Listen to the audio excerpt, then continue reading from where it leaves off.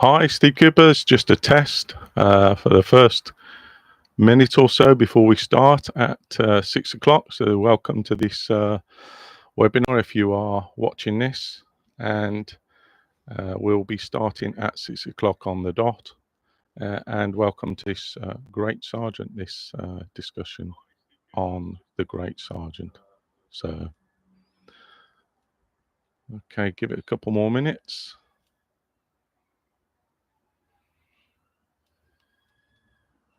Okay, it's 6 o'clock. I've done a test, and even though I'm broadcasting this from Devon, there may well be a couple of slight delays on this from previous tests. But welcome to this uh, webinar. Uh, thank you for tuning in. A little bit about me first, because you may not know anything about me, but I'm Steve Cooper. I am the proprietor of Rank Success, and I am a former Royal Marine. I'm a former detective inspector, and I am also a qualified coach with the Institute of Leadership and Management, level 7. And I've been a coach mentor for many police officers, and you can go to my site ranksuccess.co.uk when you're ready and look at the hundreds and hundreds of testimonials from officers in their own words about how they have managed to secure career progression and get promoted to sergeant, inspector, and chief inspector. And essentially, this podcast, this webinar today, is about the Great Sergeant. And the reason it's a new webinar, it's just a different way I'm trying to communicate and get messages across. And there are loads and loads of resources on my site, ranksuccess.co.uk, from free podcasts, free blogs. There are free YouTube videos and free guides you can download to get started if you're someone who's aspiring to promotion in the police service today. And I wanted to talk on this one, and I've called it the Great Sergeant, which will become apparent as I go through this, because there are lots of things that you might think make a great sergeant. There are lots of opinions and views and lots of criticisms about what a great sergeant is or isn't. But sometimes when you get asked that, and I often ask that as a user-friendly question in promotion one-to-one support sessions, and just to get people started, tell me what you think makes a great sergeant. And I found over a decade that asking that question is very easy for me to do. But what I've found is, if you answer that question properly, it takes a little bit of a pause. And I find out in that pause that some people are not ready to expand on that, and others are off like a rat up a drain pipe. And so, if you've got any questions, uh, through the course of this webinar, please type them into the space bar, and I have lots and lots of. I'll do a Q&A session at the end. I've got lots of Q&A questions and answers around promotion, around the topic bespoke for sergeant in my toolkits. But if you've got any questions, I will be doing a Q&A session after I've got through this aspect of the Great Sergeant. And we're going to get straight to it now. So just put your questions in the chat if you want to, and I'll look at them. As I think I can see them just down in the chat column. It's my first time, so bear with me with this webinar malarkey, as they say. So I'm going to get straight into this this webinar now, and the topic of the Great Sergeant. So I'm going to be doing an upcoming trilogy of podcasts about this topic, because you can't possibly cover a a topic, a subject, and subject matter like this in a half an hour webinar with some Q&As at the end. So unsurprisingly, another format, if you like, is podcast, and I'll be doing a trilogy around what makes the Great Sergeant, and I'll be looking at aspects around promotion, looking at aspects around continuous professional and personal development, and looking about the role and what the personal qualities are of a great sergeant, both historically, and that'll become apparent in a minute, and also in today's zeitgeist, if you like, with all the challenges facing in policing and the expectations of sergeants. And the article that I'm going to introduce you to, which I've introduced many of my clients to, and it's freely available, but it's one that really does support your thinking. And my aim with this webinar is to, as it is with all of my materials, as a coach, as a mentor, is to support your thinking and to challenge it and to respectfully provoke it, because that's essentially what you do when you get in an interview or a presentation or a briefing as part of a promotion selection process. When you're on that hot spot in the chair, having, as some people say, a very uncomfortable experience, but I would encourage you to get into the mindset of thinking about it more as a supportive conversation, one that you've prepared for. And great sergeants are people who prepare for opportunities like that.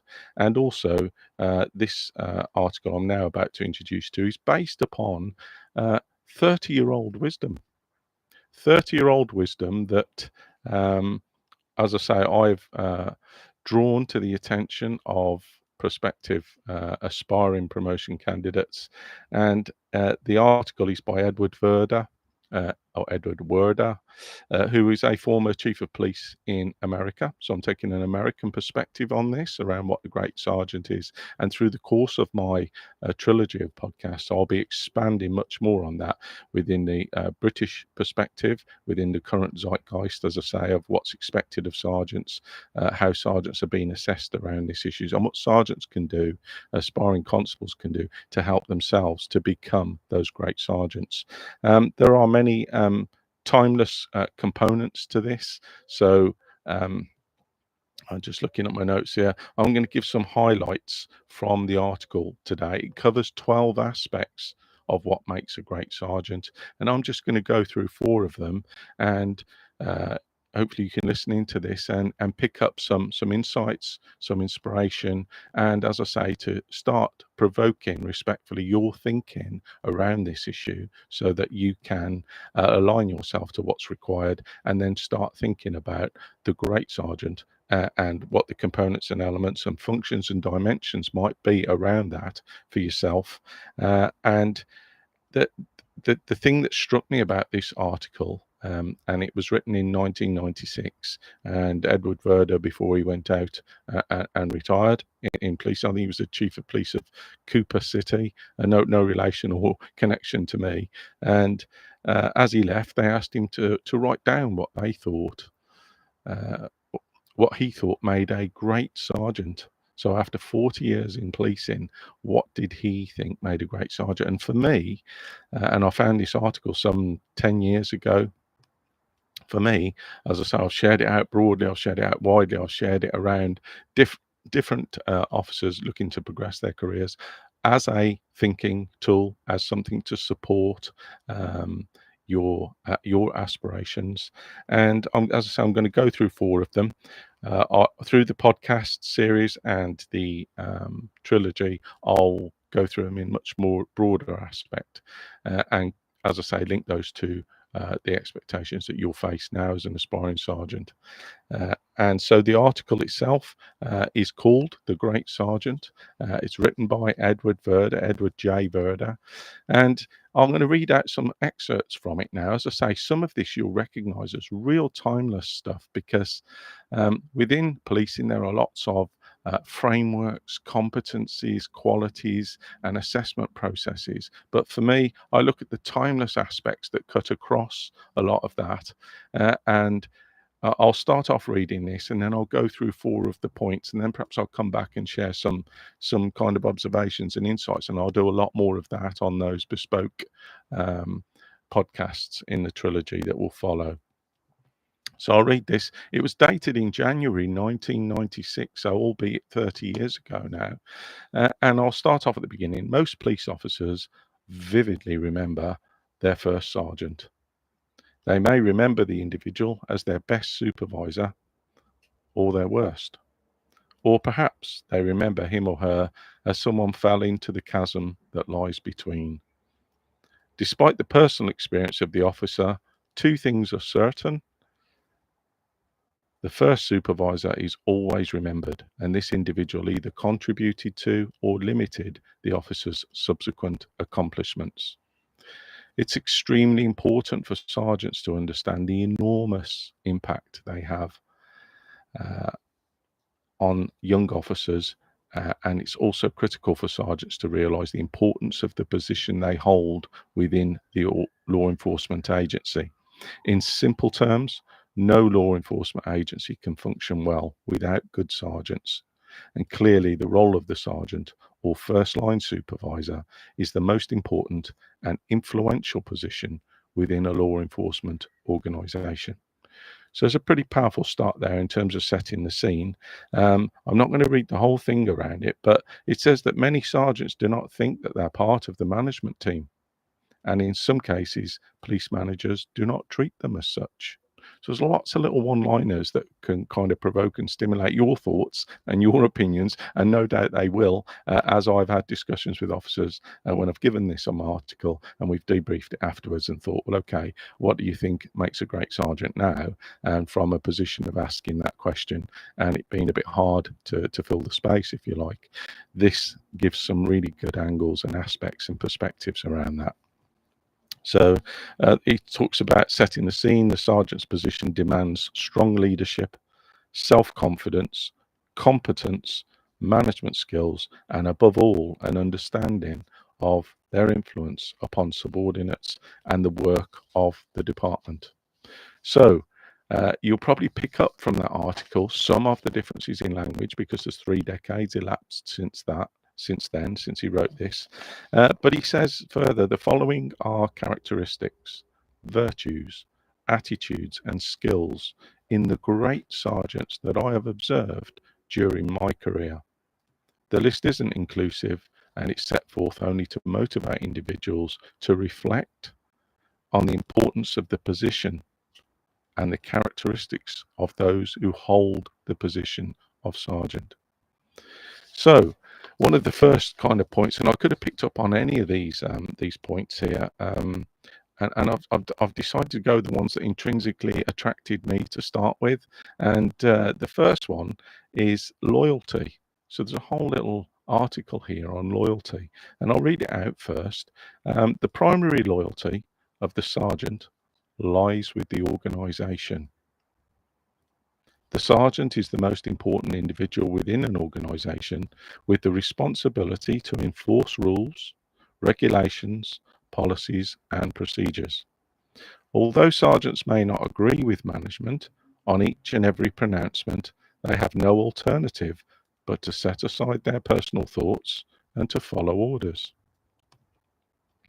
This is the only way effective organisations can exist.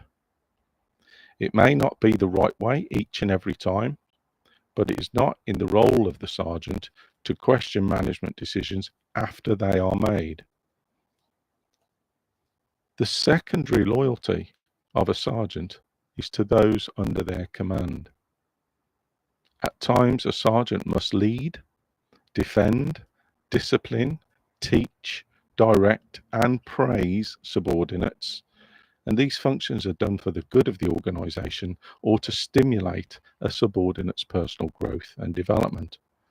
The functions are not performed because the sergeant is loyal to the troops, as he uses that language here, or wishes to be loved, respected, and a member of the group.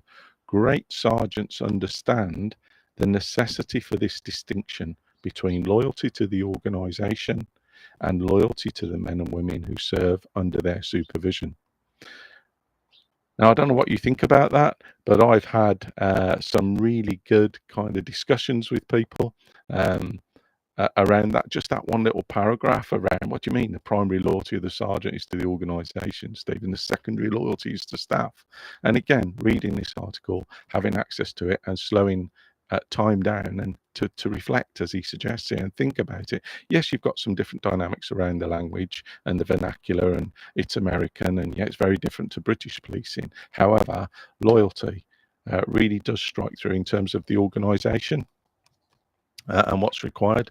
So, you know, in terms of well-being initiatives, discipline and standards and performance, there is a loyalty around that.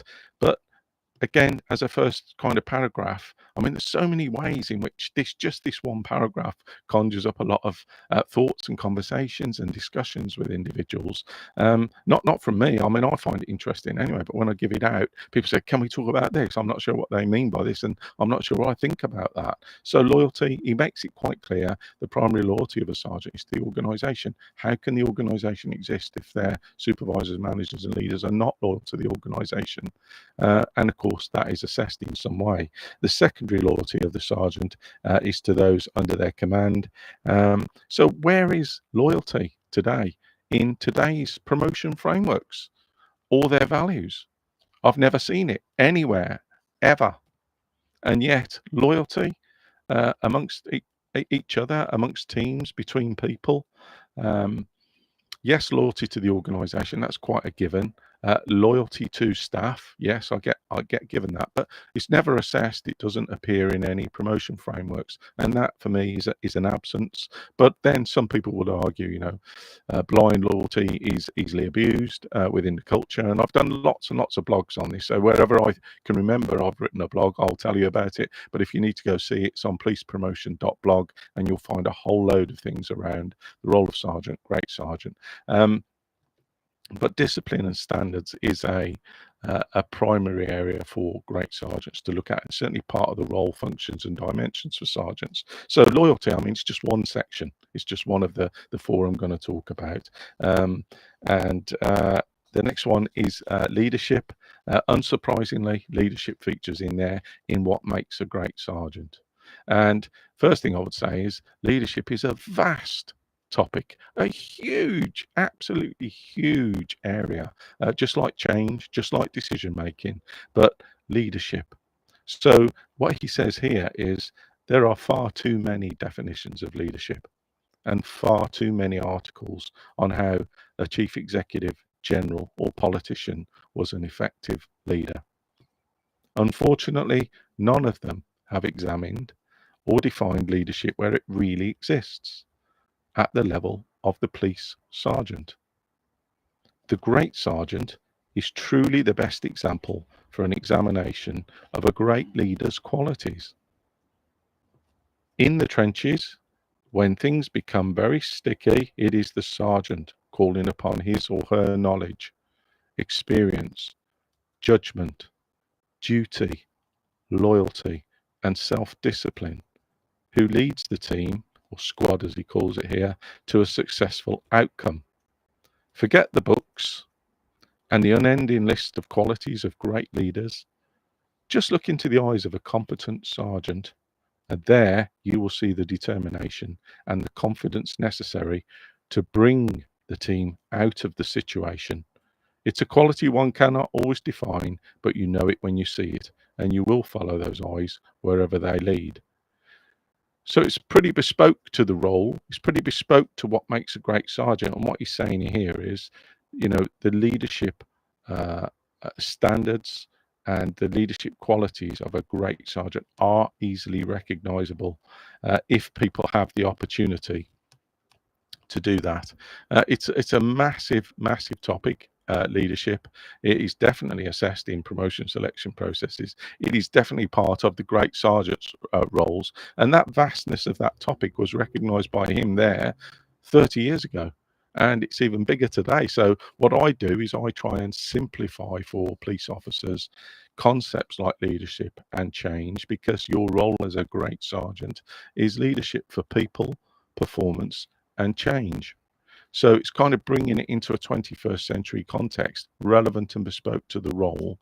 And so, whilst I'm reading from this article about about on the topic of a great sergeant, it opens up the door to some really good, supportive conversations around what you think about what makes a great sergeant. Whether you are a constable and you want to, you may be lucky, you may be managed and led right now by a great sergeant.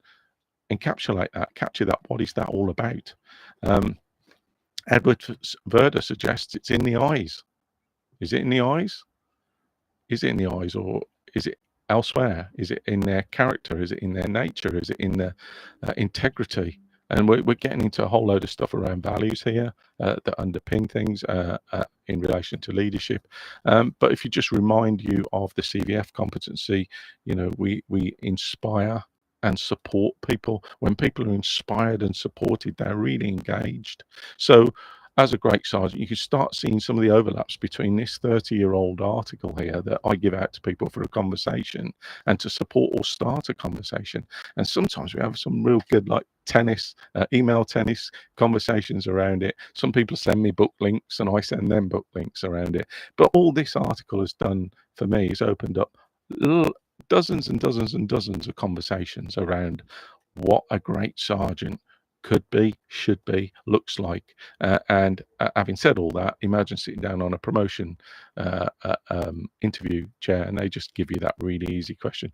Could you just explain to the panel what you think makes a great sergeant? And once you've had a look through an article like this and perhaps listen to my trilogy of podcasts on this, which I'm going to release, you'll be in a far better position to confidently engage a panel and respond to that. So although that's a vast topic, I've had to cover it quite quickly, but I'm happy that, I will make sure that this is covered in my trilogy of podcasts, and at the end of the podcast I will put a link to it because it's all part of your CPD, and with that in mind, self-improvement is one of the issues that he talks to in this article. And self-improvement, so a great sergeant is someone who takes self-improvement seriously. They're committed to that. And what he says here is the great sergeant will bring into focus the axiom, attitude is everything. The great sergeant is, in short, trying to be a better person, in addition to being a better police officer and first-line supervisor.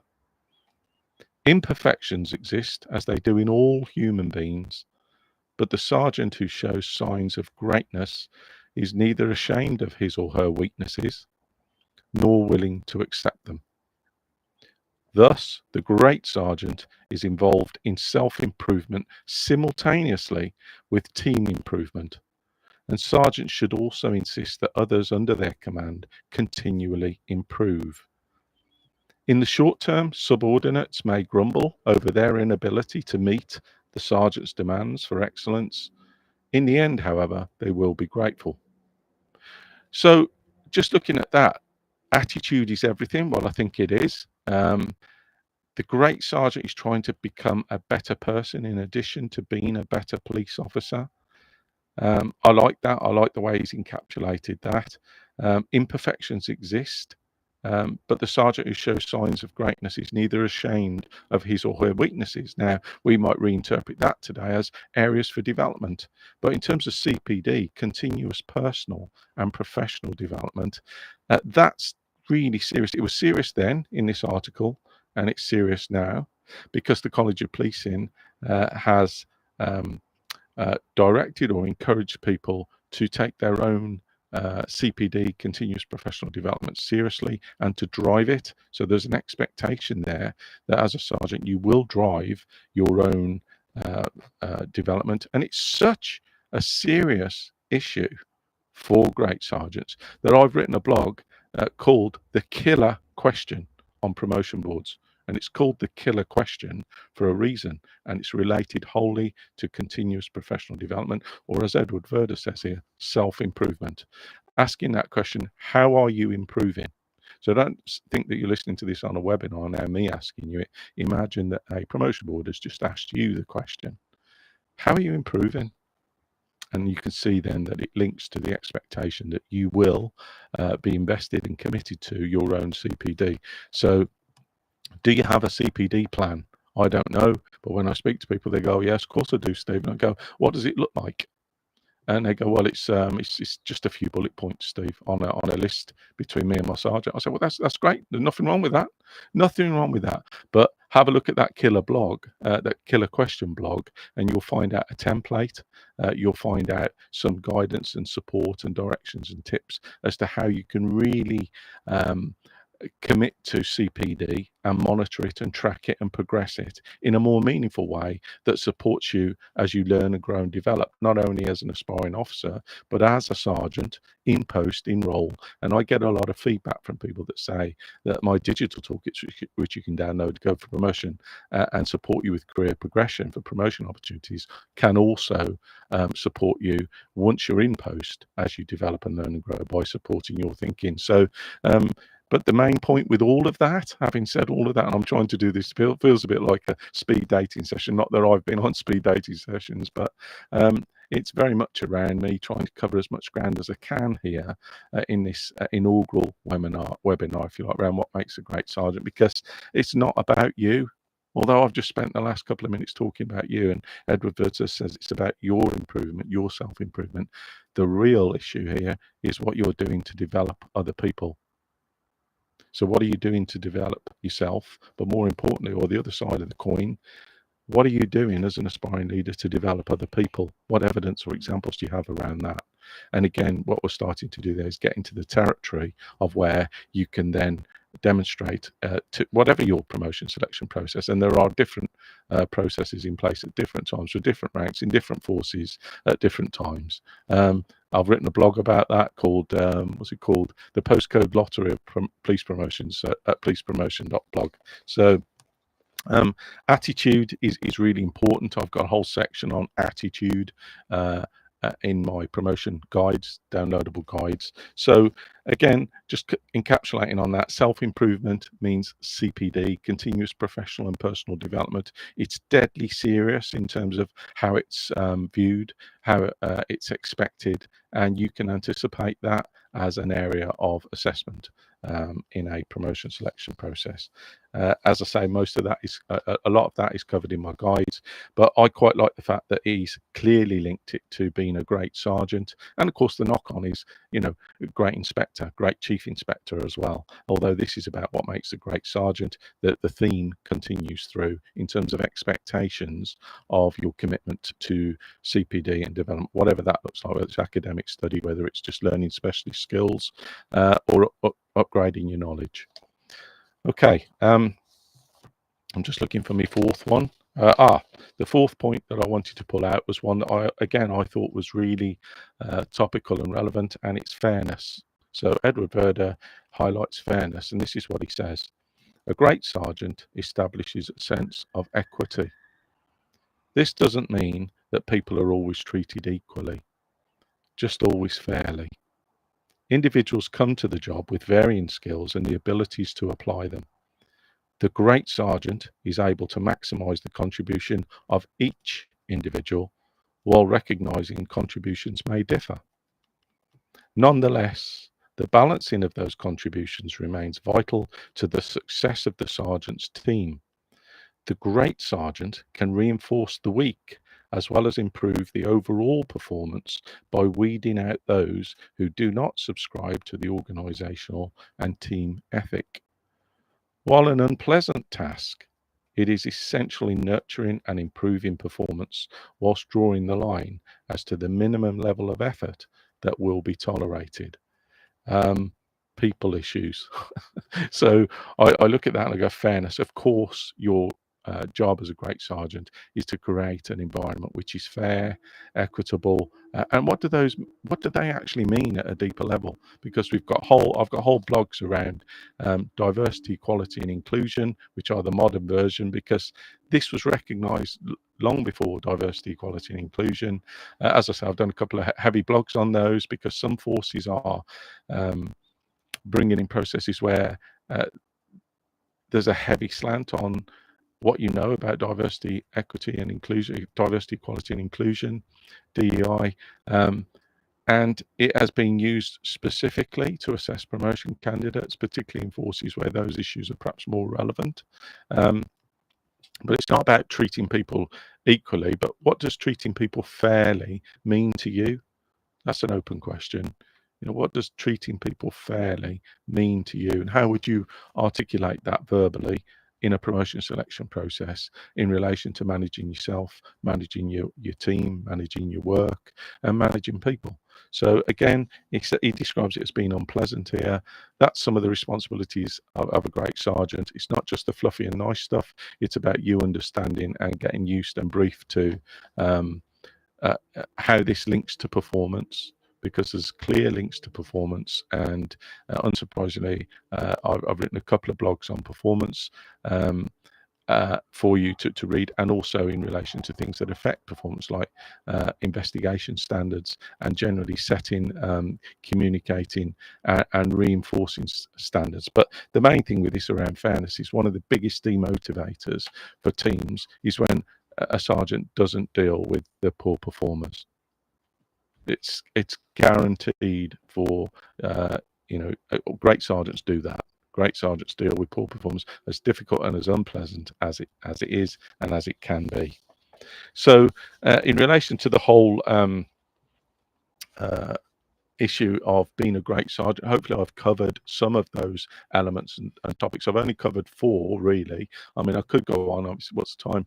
It's 6:30 in the evening. I could go on to midnight. I wouldn't wish that upon you with the best of the world, but I just wanted to make sure that with this inaugural webinar, I've signposted and directed to you to a meaningful resource to inform and support and challenge your thinking. It's a resource that you can use not only for yourself, but also to have discussions like that with your teams, but as a bespoke tool, as a bespoke resource to support your thinking for a promotion selection process. It's one that you can keep in your toolkit, in your little portfolio while you're preparing for a board, and go, well, that's really helpful, that's really useful, that opens up a whole area for me to think about that I hadn't considered before.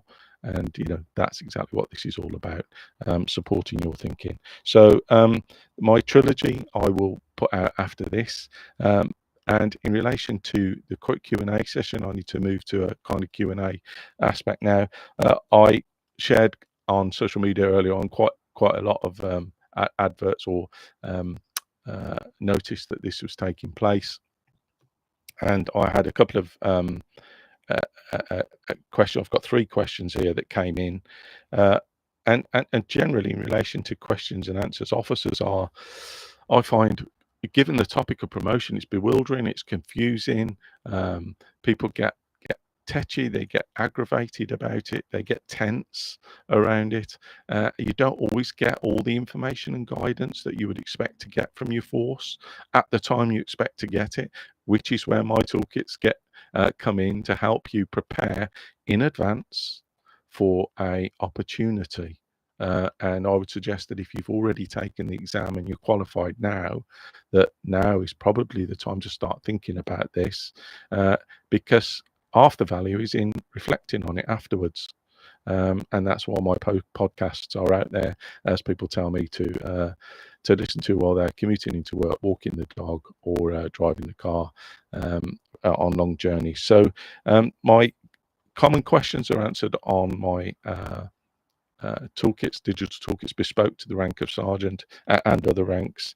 And today, in relation to those questions, and I'll cover this one first. I mean, it's an easy one for me, but I understand where it's coming from. How long to prepare for a promotion process? How long to prepare? Well, however long you like, but you must focus on the right things. So what I would say is, in an ideal world, 3 to 6 months. And people will often say to me, Steve, we haven't even had a process advertised yet. 3 to 6 months in advance of when you anticipate. Now, there are some forces at the moment that are not running selection processes this year for sergeants for lots of different reasons. But that shouldn't stop you thinking about now getting ahead of the curve, giving yourself an edge, and raising your awareness, building your confidence ahead of that opportunity by looking at resources like this, podcasts, YouTube videos, free blogs, etc., etc.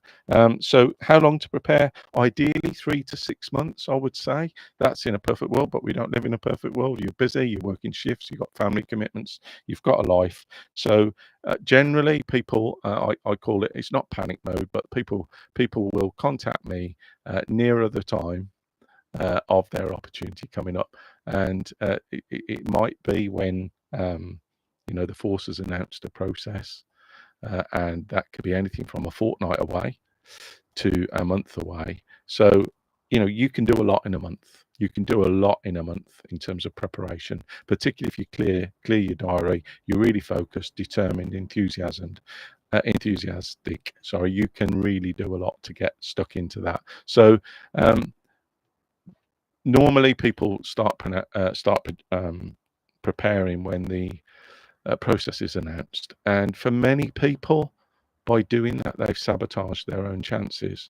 Because, as I said, as I alluded to earlier on, half of it's about learning about what you already know in a slightly different way so that you can present it and convince and persuade and influence a panel that you are the right person to promote on that day. And that's not about buzzword bingo. That's not about saying the right things or doing the right things.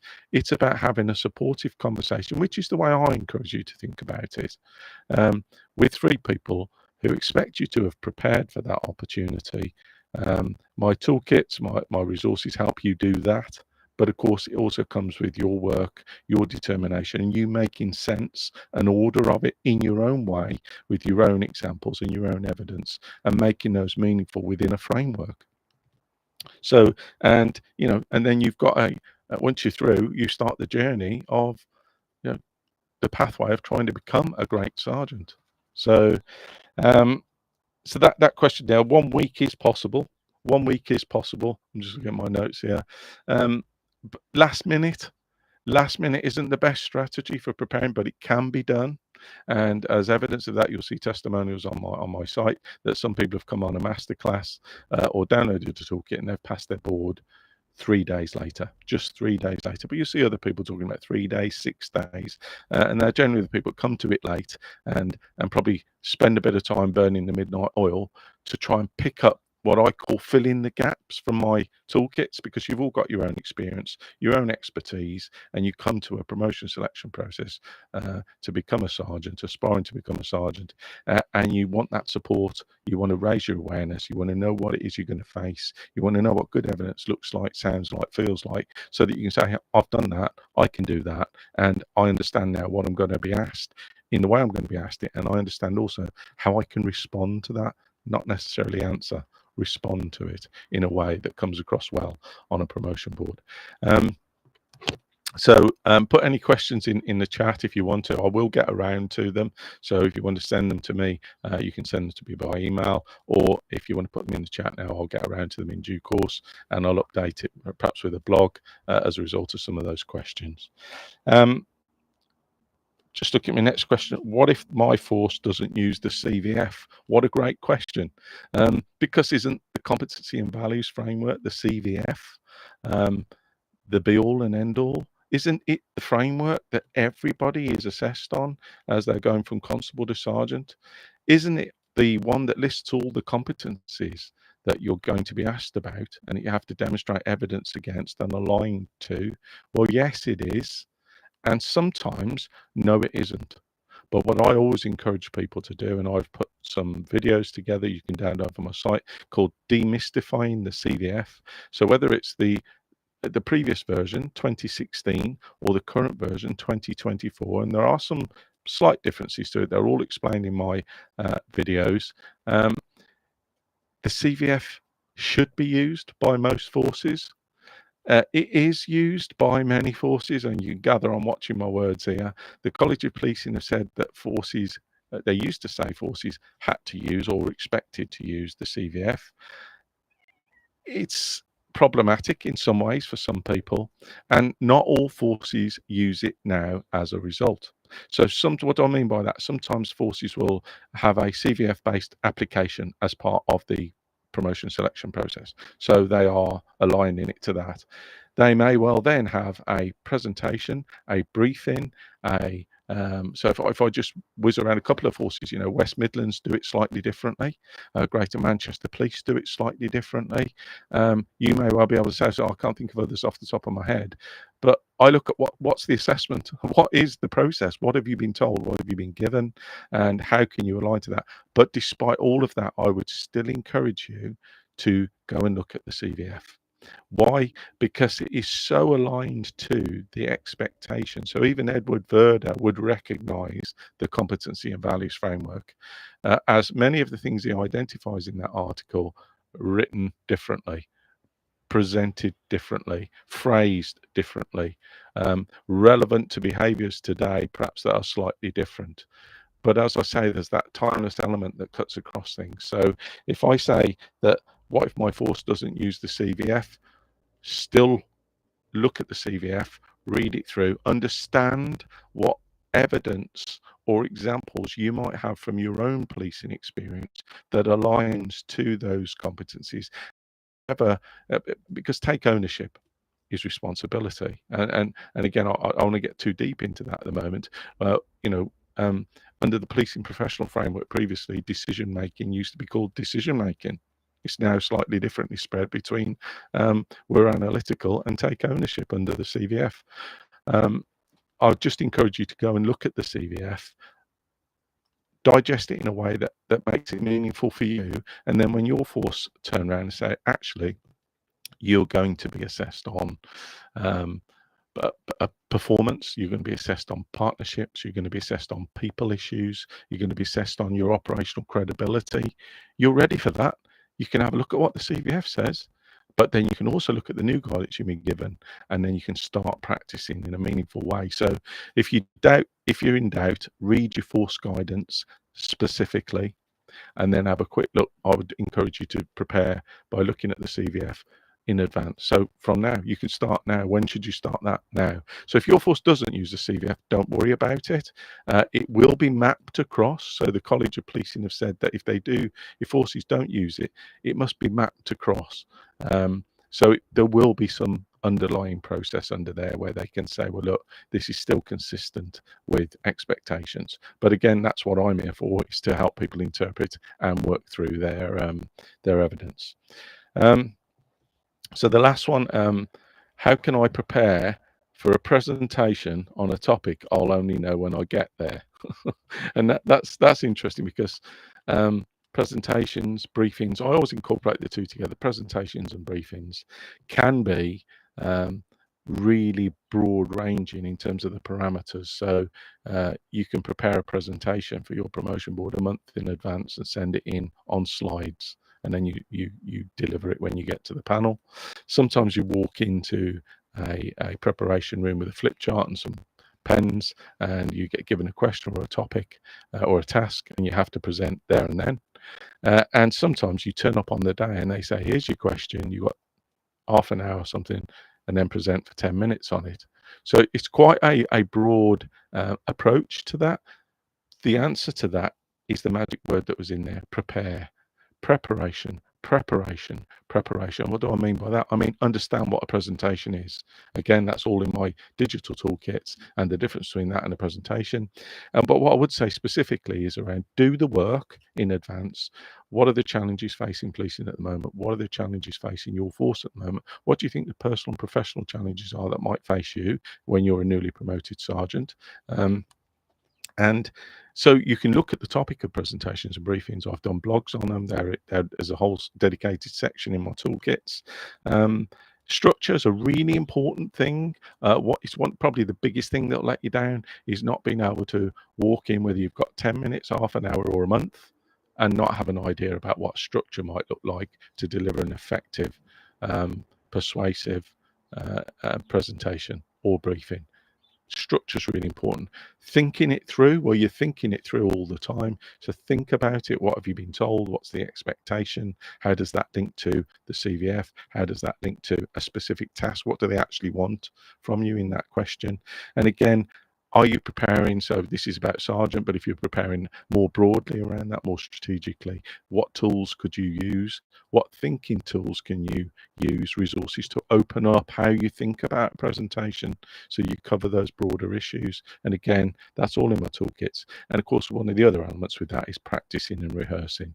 Now, if you've got 10 minutes to deliver a presentation in a minute, in 20 minutes in the room, you're not going to have that much time to practice and rehearse. However, that's where the structure comes in. That's where your prior practice and preparation comes in. So it can be done. If you need support, give me a shout. But there are some bespoke, specific tools, and I've written some blogs on them. One of them is Pestle, Pestel or Pestle, which is a strategic way of preparing or thinking through your presentation. and that's the main thing, is thinking it through in advance, and you can start that now. I'm talking about it now. Hopefully, I've supported and provoked some thinking around this for now. So I'm just looking at my notes here. Give a minute in case I look right. Okay, I'm just looking at my note. It's a note to self. Note to self. I understand this is on a bit of a rewind, this malarkey, this technology that I'm looking at, and some people may be a little bit behind in terms of how they view this, in terms of how they've entered it and rewinding it. So I'll give it a minute before I finish. But that's 3 questions there. The topic is the Great Sergeant. If there are any other questions, please ask them. I'm happy to answer them in the time that we've got available. And I've quite weirdly enjoyed this. Before I do go, there's an important discount code that I said I would offer, and that is when you've got a pen, RS Guides, sorry, RS Podcast 25. So Romeo Sierra, Papa Oscar Delta, Alpha Sierra Tango 25, all block capitals, no gaps. I'll put it in the notes after this webinar, but that will get you 25% off any of my digital toolkits or my masterclass or my full Monty toolkit, so that you can hit the ground running for your sergeant's opportunity, your promotion process now, well in advance of when you need it, so that you can maximize your potential on the day, which is what it's all about. But thank you very much for listening to this so far. It will be recorded so you can listen to it, and I will do a blog and a summary around it. Thank you.